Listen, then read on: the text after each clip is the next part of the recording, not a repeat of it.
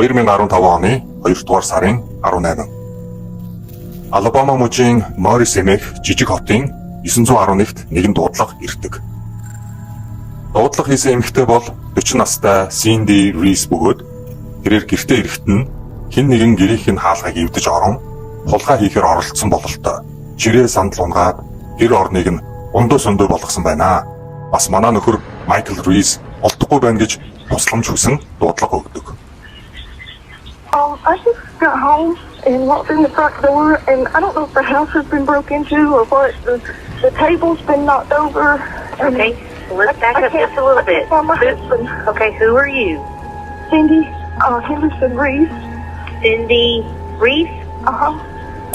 Цагдаа нар яаралтай ирэн гэрийг нь шалгахад гэр орных нь бүх зүйлийг замбраагүй ийш тийш нь буулгаж хараасан байдалтай. Бас Синдигийн нөхөр Майклыг олдог. Харамсалтай нь Майкл арын хаалганыхаа коридорт нилээсэн цусан дунд доошоо харан нас барсан байдалтайгаар олджээ.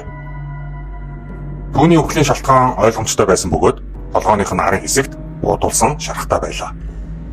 Цагдаа нарын эхний дүгнэлтээр булгайч гэрт орж ирээд гэрийн эзэнтэй таарснаар бүх зүйл буруугаар эргэж Майкл буудулсан байх гэж дүгнэдэг. Гэсэн хэдий ч үлдээс уул мөрийг нь харахад булгайч хаалга цонх эвдэж ороогүй. Түлхүүр тааруулсан ямар нэгэн мөр байхгүй. Тэдний гэрээс гадны хүний хурууныхээ олдоогүй. Гол нь хулгайч яг юу хайсан нь ойлгомжгүй. Цаг хугацаанд баригдаагүй бололтой зарим шаардлагагүй эд хогшлыг унгааж тараасан нь бас талигач Майклыг урдаас нь биш араас нь их ойрхоноос ганц л буудсан нь анхаарал татаж байлаа. Эхнэр Синдигийн хэлснээр гэрээс нь түүний хитгэн эмэг бүгж алга болсон байсан бөгөөд өөр зүйл хулгайч аваагүй байжээ. Ингээд цагдаа нар хамгийн түрүүнд дуудлага өгсөн талигаачийн эхнэр Синдиг байцаадаг буюу ярилцлага хийдэг. Ер нь Америкийн мөрдөгч нар с жигтэн гэрч нартай эхлээд байцаалт биш интервью ярилцлага хийдэг. Чөлөөтэй ярилцах зарчмаар нээлттэй ярилцлага хийж энэ үеэрээ үг өгүүлбэр бүрээс мэдээлэл цуглуулахыг хичээж сэтгэл зүй, биеийн хилэмжийг нь нарийн ажиглацгаадаг байна.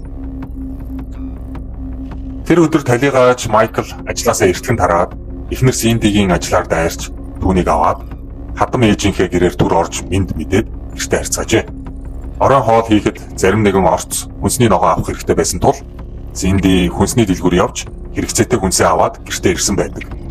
Гэртээ ирэхэд нь бичлэгийн эхэнд ярьсан үйл явдал болсон байсан тул 911-т дуудлага өгсөн гэдгээ Синди мөрдөгч нарт хэлсэн байна.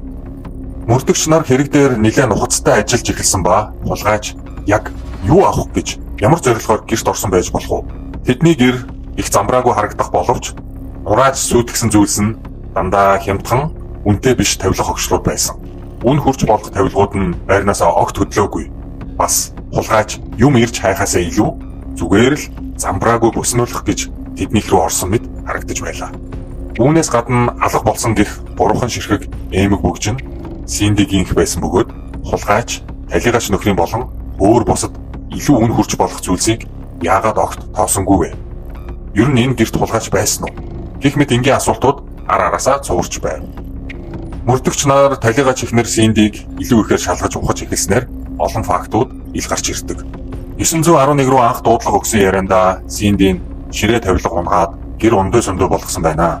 Нөхрөө олохгүй байна гэж хэлснийг та санаж байгаа байх. Гэтэл Синдигийн хэлсэн ширээ нь энэ бичлэг дээр тавилах бөгөөд үүнээс өөр ширээ гэж хэлэхээр унсан зүйл тэднийд байгаагүй. Хамгийн гол нь үүнийг харж байгаа бол цаашаа хитгэн алхмын цаана доошоо харсан байдалтай хэвтэж байгаа нөхрийгөө хараагүй хайгаад байсан гэдэг бол маш эргэлзээтэй. Үүнээс гадна орон хоол хийхэд дутаад байсан хүнсний бүтээгдэхүүн авахар хүнсний дэлгүүр явж ирсэн гэж хэлснийг нь шалгахад дэлгүүр явж юм хөдөлж авсан нь үнэн байсан боловч ганц сав нимбэгний жуус зүссэн хям гэсэн хоёрхан зүйл авсан байдаг. Гэтэл тэдний хөрөгчөнд ямар л бол ямар хоол хийх хангалттай хүнс байсан бөгөөд дэлгүүрээс авсан жуус зүсмэл хяманч угийн тэднийд байсан байхад нэмж авсан байдаг. Үүнээс гадна Синдигийн ажлын газрын офисын ширээн дээр нөхөр Майклтайгаа авахулсан зурагнаас гадна эсрэг болонд нь өөр нэгэн залуутай авахулсан зургаа жаацлан тавьсан байсныг мөрдөгчд цааш нь судалдаг. Энэхүү зурган дээрх залуу бол 35 настай Джеффри Браун. ойролцоох баптист сүмд номлогч хийдэг. Харин талигааж Майкл эхнэр Синдигийн хамтаар уг сүмд нь тогтмол очдог байжээ. Сүмийн үйл ажиллагааны үеэр Джеффри Синди хоёр танилцсанаас хойш дотносож, Синди нөхрөөсөө гадуур Джеффритэй үе үе уулзах болж. Бүр нөхрөө нас барсны дараач уулзсаар байсан байна. Мөрдөгчтэй хийсэн ярилцлагын үеэр номлогч Джеффригийн тухай асууж ярихад Синдигийн нүд сэргэж нүүрэнд нь инээмсэглэл тодорч, харин талигач нөхөр Майклыг нь ярих үед үс дух нүрээрээ оролдож төвөгшөөж байгаагаа нуух гэсэн рефлекс үйлдэл гаргасныг бас нулимсгүйгээр үйлж байсныг мөрдөгчд маш сайн анзаарсан байдаг. Мөрдөгчд ярилцлагаа улам лавшруулж шахаанд хийснээр Синди үннээ ярьж эхэлсэн байна. Синди хэлэхдээ нөхөр Майкл нь түүнтэй хамт байх ямар ч сонирхолгүй, түүнд халамж анхаарал тавьдаггүй, зөвхөн видео тогломоо л тоглож цагийг өнгөрөх дуртай. Харин Джеффри бол шал өөр. Надад маш их халамж анхаарал үзүүлдэг. Надад маш их таалагддаг. Би ч түүнд маш их таалагддаг гэдгээ мэдэрдэг гэж ярьжээ. Мөн Джеффритэй байнга уулзаж машин дотор дотн харилцаанд ордог байсан тухайгаач амлалтсан байна. Шалгалтын явцад Джеффригийн байрны түрээсийг Синди төлж байсан банкныг үлгээж бас олддог. Ингээд мөрдөгч нар бүх нотлох баримтаа баттгаж цуглуулж аваад яг сарын дараа Синди Джеффри хоёрыг машинтайгаа өөр хот руу явж байхад нь зогсоож барьж авсан бөгөөд яг үнэндээ аллаг гардаг тэр өдөр Синди нөхөр Майклтайгаа гэртээ орж ирснийхээ дараа Майкл арын хаалга руу нохоогоо оруулахаар очих үед нөхрөө араас нь буудаж хороогоод хулгайч дээрэмчин орж ирээд нөхрийг минь алчглаа гэдэг зохиосон түүхээрээ цагдаа нарыг төөрөгдүүлэх гэж гэрээ ундуу сундуу болгосон нь тэр байжээ. Үүнийхээ дараа ойролцоох шатхуун түгээх дээр хүлээж байсан Джеффритэй уулзсан, нөхрийгөө буудсан гар буу болон хулгайч авсан гэж цагдаад мэдүүлэх 3 ширхэг өөрийн бүгж эмгийг устгуулахаар өгөөд шууд цаашаа хүнсний дэлгүүр явж хоол хийхэд ямар ч хэрэггүй нэмэгний жуус зүссэн хям аваад хулгайч дээрэмчин гэрт нь нэвтэрч орсон байна. Нөхөр маань олдохгүй байна гэж 911 рүү хэлэхээр гэртээ яаран буцаж очижээ. 2016 оны 11-р сард болсон шүүх хурлаар Синдийн 1-р зэрэглэлийн хүн амны хэрэгээр 40 жилийн ял авсан бөгөөд харин Джеффри хүн амны хэрэгт гар бие оролцоогүй ч хамтарсан гэдгээр 20 жилийн ял авсан байна. His mother headed to prison for decades for her husband's murder. Today, a judge sentenced Cindy Reese for her role in a fatal love triangle. WVTM 13 reporter John Papke shares what the punishment means to the victim's family. Алабама мужийн шүүх прокурор ийм зүйл юм уу? Нэг бол мужийн хууль нь иймэрхүү юм уу? Эсвэл Синдиг 80 настайдаа шоронгоос гарч амжихгүй гэж бодсон юм болов уу? Ямар ч байсан бүх насаар нь хорих ял өгөлгүй 40 жилийн хорих ял өгчээ. Нөхөртөө зүгээр л хоёулаа салъя гэд уучраа олох нь хэцүү. Харин нөхрөө буудаж хороох нь Синдид хялбар байсан бололтой. За бас тэр гэр бүл өмүүлэгч, ариун сүмийн номлогч яг юу номлодог юм бэ? Цугийг манд дэмжин subscribe заавал дараарай. Бас лайк, шеэр битгий мартаарай.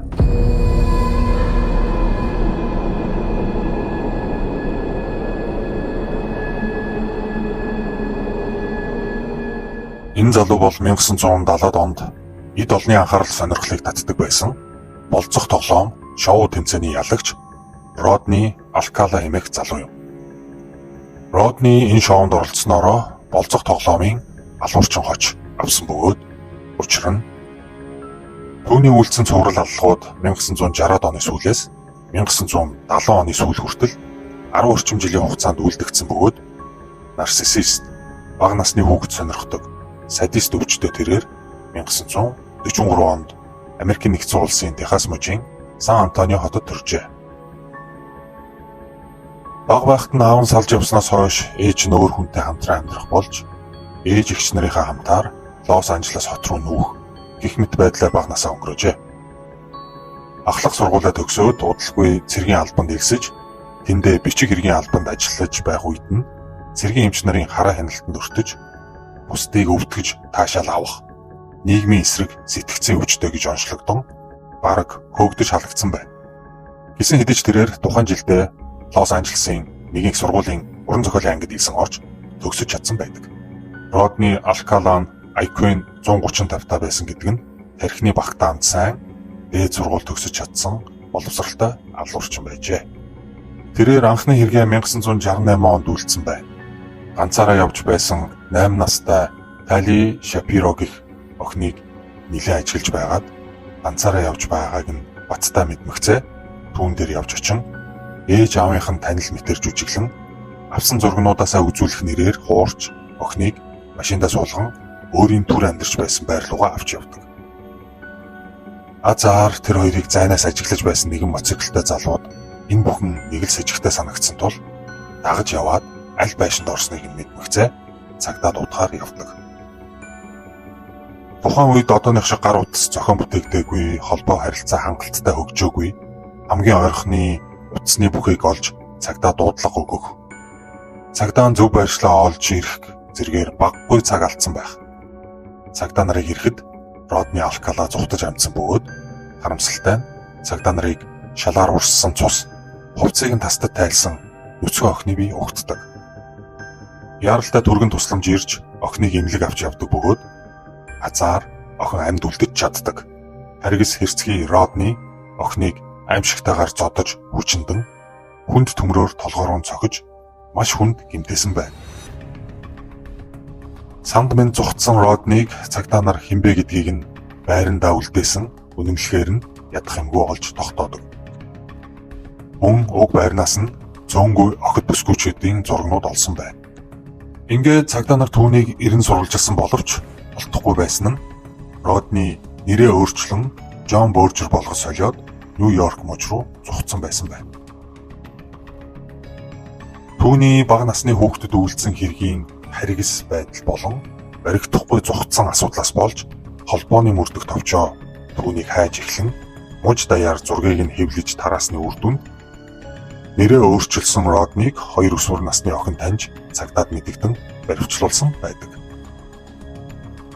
Ингээд Тайли Шапиро охины хэрэгээр түүнийг яллахаар шүүх хурал эхэлсэн хэдий ч тохирогч охины талаас хэн ч ирсэнгүй. Учир нь охинд уг аимшигт хэрэг тохиолдсноос хойш тэдний гэр бүл ялангуяа охинд бий болоод сэтгэл зүйн арилжшгүй хар тол үүсч өдөр тутмынх нь тайван амьдрал өөрчлөгдсөн тул анх ирсэн Мексик улс руугаа буцаж үүсгэсэн байлаа. Ингээд тохирогч талаас хэн ч байхгүй, ямар нэгэн гэрч байхгүйг Родни овжин ашиглаж цагдаа холбооны мөрдөх товчооны ажилчдын зүтгэлийг талаар болгож 3 жилийн ял авчээ. Хэрв энэ л үед шүүх Родни Алкалад тохирох шудраг ялыг нь өгсөн бол цаашид зурал алга гарахгүй таслан зогсогдох байжээ. Ийм итгэмээргүй цөөхөн жилийн ялаа дуусгаад Родни Лос Анжелес хотын сонины газар үсэг өргөчөөр ажилд орсон байна. Ингээд тус сонины газрын үнэмлэхийг ашиглан өөрийгөө хүүхд залуучуудын зургаар дагнсан гэрэл зурагч эсвэл хувцас загварын шинэ модель гаргаж ирэхээр хайж байгаа мэрэгчлийн гэрэл зурагч гэх мэт залжин халахвчаар хүмүүстэй танилцаж эхэлсэн байна. Мэдээж хэд хэдэн охид бүсгүйчүүд үүнд нь хууртан Роднитой хамгийн сүүлд уулзахаар явснаас хойш гэртээ эргэж ирээгүй гэдэг боловч Родниг яг таг буруутгах нотлогоо олдохгүй байлаа. 1970-ад он бол Родни Алкалагийн бузар хүслээ гүйцэтгүүлэх хамгийн идэвхтэй үе байжээ. Цагдаад баригдахгүй явсандаа тэрээр бүр одорч бичлэг эхлэхэд ярьсан тухайн үед маш алдартай телевизийн шоу болох болцох тоглоом нэвтрүүлэгт оролцсон бүх өрсөлдөгчөө ялж шоуны гол дүрийн бүсгүй таалагдсан сонгогдсноор хамтдаа болцох эрх авсан байна. And here they are.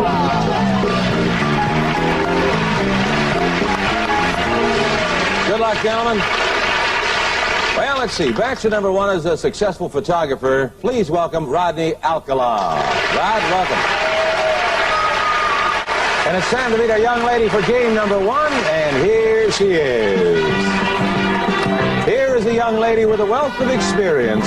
She once earned a living massaging feet, but she quit when her boss suggested that she work her way up. Then she taught school in Phoenix, Arizona, and now she's here to educate our 3 bachelors in the art of amour. Welcome, if you will, sensational Cheryl Bradshaw. Hello, Cheryl. Can you be a little more descriptive? Peel me.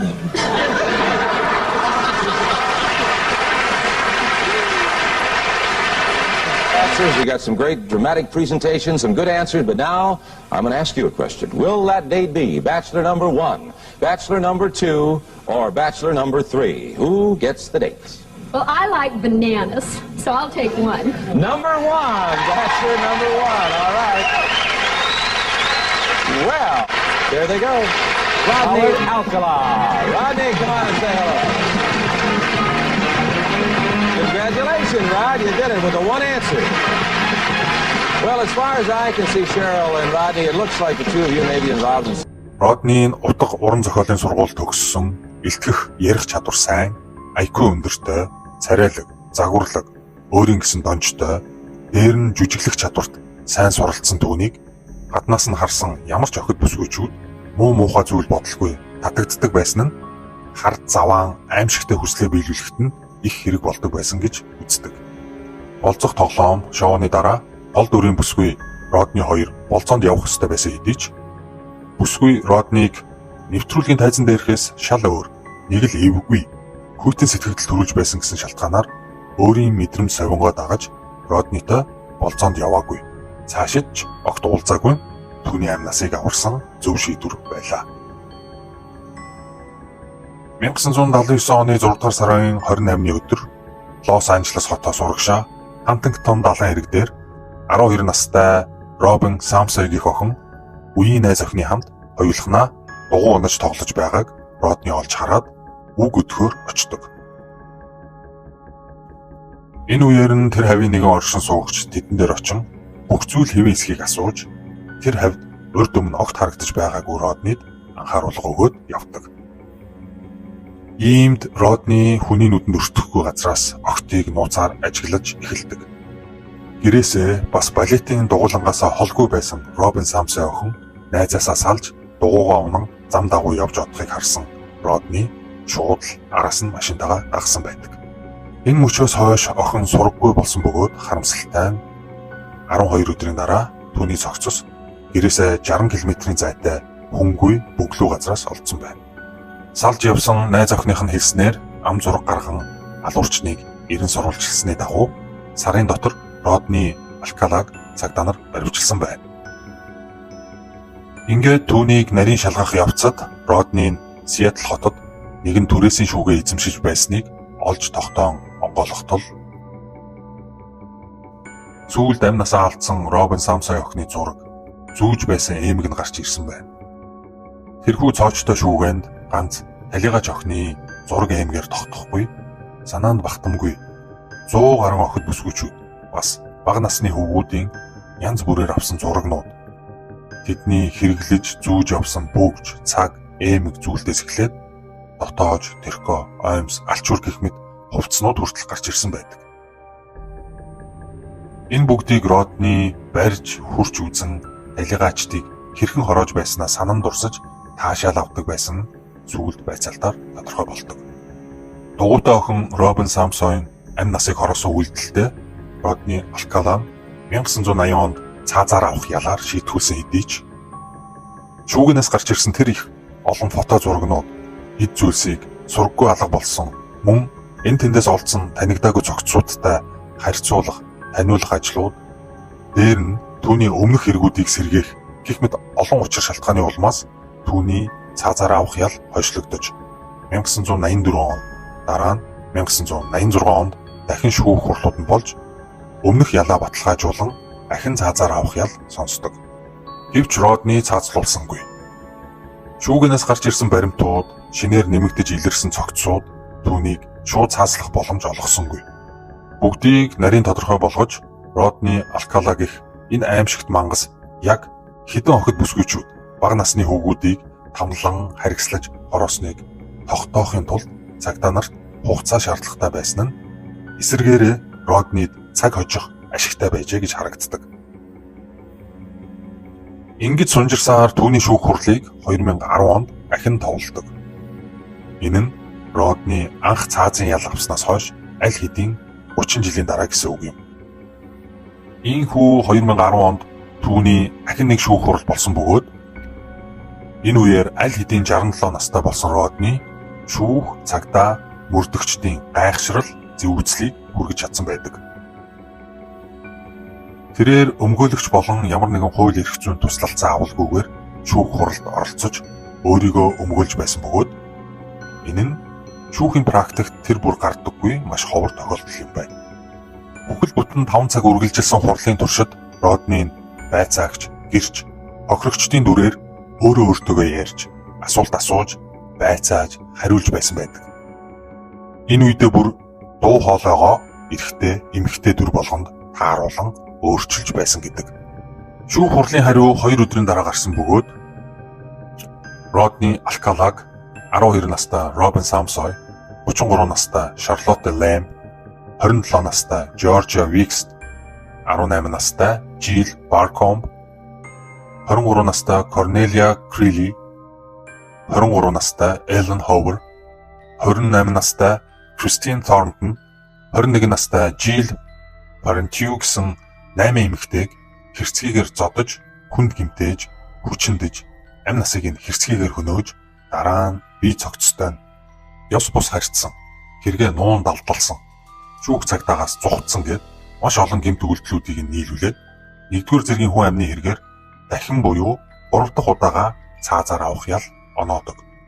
Ер нь Америкийн нэгдсэн улсад цаазаар авахулах ял сонссон хэрэгтнүүд дунджаар 95 сар буюу 7.9 жил ялын гүйцэтгэлээ хүлээдэг гэсэн статистик судалгаа байдаг юм билээ. Энэ жишгээр Родни Алкалагийн цаазын ялыг тэр дорн гүйцэтгэхгүй хүлээх горимд байх үед овжин алуурчин үүнийг ашиглан 1971 болон 1977 онуудад Нью-Йорк мужид 2 аллах үйлдсэн хэрэгээ 2013 онд задлж ил болгосноор тус мужийн шүүхээс давж заалдах эрхгүйгээр 2 удаа бүх насаараа хоригдох ял авдаг. Учир нь Нью-Йорк муж нь цаазын ялгүй 23 мужийн нэг юм байна. Ийм л зөвүүн авш байжээ.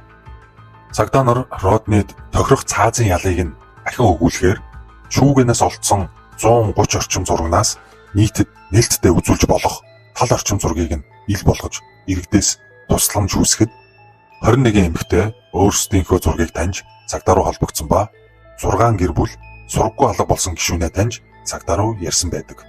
Эдгээр сургаггүй алга болгочдын бие нь олдоогүй, гэрч байхгүй, нотлох баримт хангалтгүй байсны улмаас харамсалтай нь Роднид цаазын ял тулгах боломжгүй байжээ. Энэ аимшигт мангасыг доод тал нь 15-аас 20, магадгүй 50-аас 100 жохид бүсгүйчүүд бага насны хөвгүүдийг хөнөөсөн байх магадлалтай гэж цагдаа нар үздэг юм билээ. Родни Алкалан 2021 оны 7 дугаар сарын 24-нд 77 наснда шоронгийн эмнэлэгт байгалийн жамаараа амьсгал хураасан байна. Ийхүү 3 удаа цаазын ял авсан ч цаазлуулаагүй. Бүр үхэн хөлтлээ насаараа улсаар тижилгсэн энэ алуурчинд арай л шудраг бус ял шийтгэл оноосон санагдлаа. Болцох тоглоомын алуурчин хочтой Родни Алкалагийн тухай товчхондоо юм байна. Түүний талаар мэдээлэл маш их байдаг юм билээ. Хэрв дэлгэрүүлж детальтай ярина гэвэл маш урт сунжирсан болох байх. Бас хамгийн гол нь дотор жигшил, зэвүүцэл зэрэг хүрээд бичлэг хийх хүсэл үүнээс цааш төрөхгүй юм билээ. За бодогдсон зүйл маань гэвэл энэ хүү түүхээс сургамж авч хэрв хэн нэгэн итгээд бага насны хүүхдийг хоргоож үг өдөн дагуулж явах гэж оролдохыг анзаарвал зүс царай, гадна хувцлалт, унаа тэргийг нь сайн тогтоож аваад цагдаад заавал бүртгүүлэх хэрэгтэй юм байна. Зүгээр ерөөсөө өнгөрөөж болохгүй юм байна шүү гэж бодогдсон. Бас охид бүсгүүчүүд минь хизээж битгий дөнгөж танилцсан хэн нэгэнтэй санал болгосон газар руу шууд битгий явж байгаарэ. Бурхны хэлж байсан ч татгалзаж байгаарэ. Сүүлийн үед Америк Мексикийн хэлээр хууль бусаар орж ирж байгаа иргэд эрс нэмэгдсэн тул Америкийн үндэсний гвардийн айрам Мексикийн хэл дээр ирээд байгаа мэдээ нэлээд харагдлаа. Хууль бусаар Америкийн нэгдсэн улсын хэлийг хөлөөр алхаж нэвтэрч байгаа хүмүүс ганцхан Мексикчүүд байдаггүй. Өмнөд болон Төв Америкийн улсууд, Африкийн улсууд, Европоос Турк, Албан, Орос, Украин гэх мэт улсууд, за Аз твээс бол бас олон байдаг. Энэтхэг Непал, Хятад гэх мэт. За би нэг Гватемалагаас ирсэн 18-та залуугаас яаж Америкт ирснийг нь бол жоохон найзархаж байгаад асууж байсан. За өөрөөсөө гадна 4 найзтайгаа эхлээд хөрш Мексик улс руугаа ороод тэгээд хойшоогоо 20 орчим хоног алхаад тэгээд хүнд мөнгө төлөөд хилээр давж орж ирсэн гэдэг. За бүтэн шүнжэнгөө гүйсэн гэж байсан. За өөр дэлгэрэнгүй зүйл яриаггүй, аргагүй байхaltaа тэгээд бас хэлний асуудлаас болоод сайн ойлголцож чадаагүй. Ер нь бол маш их зориг гэж би бодож байна. Тэгээд хувь тавилангаа жинхэнэ гартаа атгаад урагшаа зүтгэнэ гэдэг нь энэ байх. За сүүлийн үед буюу 2023 онд Хятадууд Мексик Америкийн хилээр нэвтрэх нь эрс нэмэгдсэн гэнэ байна л да. Өнгөрсөн жил 24,000-аас олон Хятадууд Мексикээр орж ирсэн гэж New York Times дээр гарсан байна. Энэ нь өнгөрсөн 10 жилд Америкийн нэгдсэн улс руу хууль бусаар нэвтэрсэн нийт Хятад иргэдийн тооттой тэнцэж байна гэсэн байна лээ. Хятад, Эквадор хоёр улс нь визгүй хоорондоо зорчдөг юм байна. Тэгээд үүнийг ашиглаад Эквадорт Хятадууд эхэлж очиод хойшоогоо Колумбийн ширэнгээр яваад Төв Америкийн Панама, Коста Рика, Никарагуа, Хондурас, Гватемала гэсэн улсуудаар ямар аргарч байдгийг явган нүцгэн автобусаар явсаар Мексикийн өмнөд хэсэгт ирдэг. За тэгээ хөндлөн хойшоогоо яваад Мексик Америкийн хил дээр ирдэг юм байна. Хэдэн өдөр ямар шүү зам туулж ирдэг нь өстой чөтгөр бүүмэд.